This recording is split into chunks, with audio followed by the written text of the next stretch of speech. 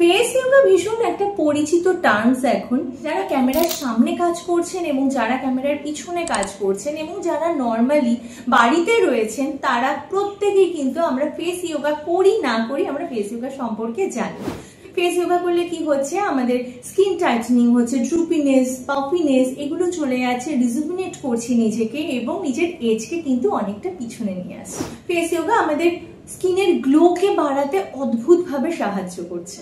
এখন গুগলে আপনি বা ইউটিউবে যদি আপনি টাইপ করেন ফেস ইয়োগা, প্রচুর টেকনিক আপনি পেয়ে যাবেন। তাহলে আলাদা করে ফেস ইয়োগার ওয়েবিনার জয়েন করার কি মানে রয়েছে, যেখানে আমি ইউটিউব করলে বা গুগল করলে আমি ফেস ইয়োগার সমস্ত টেকনিক পেয়ে যাচ্ছি? হ্যাঁ, আলাদা করে ওয়েবিনার জয়েন করার একটা খুব বড় রিজন হচ্ছে আমাদের ফেসের যে মাসেল গুলো রয়েছে সেই মাসেল একটা সার্কুলার, একটা হরাইজন্টাল, একটা ভার্টিক্যাল, একটা সেমি সার্কুলার, তো এরকম ভাবে কিন্তু স্প্রেড করা রয়েছে। তো কোন মাসেলকে কিভাবে স্টিমুলেট করতে হবে, কোন মাসেলের জন্য কোন স্ট্রোকটা নিতে হবে সেটা জানা ভীষণ ইম্পর্টেন্ট।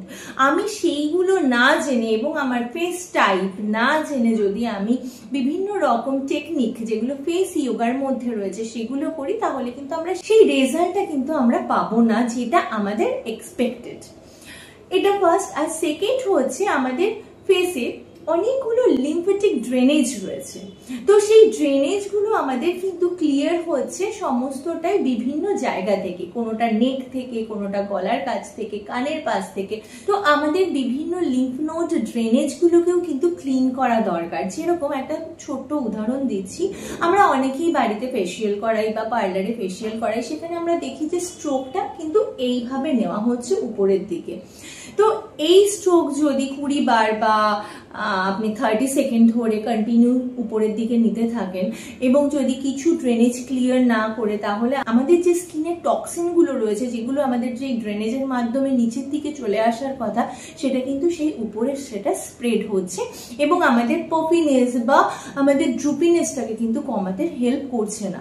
তো এই যে সায়েন্টিফিক রিজন, আমাদের অ্যানাটমিক্যাল যে সমস্ত পয়েন্টগুলো সেগুলো জানা খুব দরকার, যে কখন ফেস ইয়োগা করব, কিভাবে করব, স্ট্রোক কিভাবে নিতে হবে, মুখ শুধু ফোলালেই নয়, কার মুখে কতটা ফোলাতে হবে, এবং আমি যদি চাই যে আমার শার্প জ লাইন দরকার, সেখানে আমার কোন মাসেলের উপরে প্রেসার ক্রিয়েট করতে হবে, এই সমস্ত কিছু অ্যানাটমিক্যালি জেনে তারপরে করাটা আমার মনে হয় অনেক বেটার রেজাল্ট আপনাকে দিতে পারে। তো এবার চয়েস হচ্ছে আপনার উপরে। আপনি গুগল বা ইউটিউব থেকেও ফেস ইয়োগা করে নিজের সৌন্দর্যকে এই পুজোর আগে বাড়াতে পারেন, আর না হলে আপনি আমার সঙ্গেও জয়েন হতে পারেন যদি আপনার মনে হয় আপনার অ্যানাটমি আর এই ফেস ইয়োগার পিছনের যে অ্যাকচুয়াল সায়েন্সটা কি রয়েছে, কোনটা করতে হবে, তাহলে আমার ফেসের জ লাইনটা আরেকটু বেশি শার্প হবে, আমার এই ড্রুপিনেসটা যেটা এজের সাথে সাথে আরেকটু বেশি বাড়ছে সেটাকে আমি কমিয়ে ফেলতে পারবো, বা আমার লিম্ফেটিক ড্রেনেজগুলোকে কিভাবে আমি ক্লিন করতে পারবো, তাহলে আমার মনে হয় যে আমার সাথে নিচের নাম্বারে জয়েন হন এবং ফেস ইয়োগা করুন, নিজের সৌন্দর্যকে আরো বাড়িয়ে তুলুন, নিজের এজকে নিজের মতন করে কন্ট্রোল করুন। ভালো থাকুন, সুস্থ থাকুন।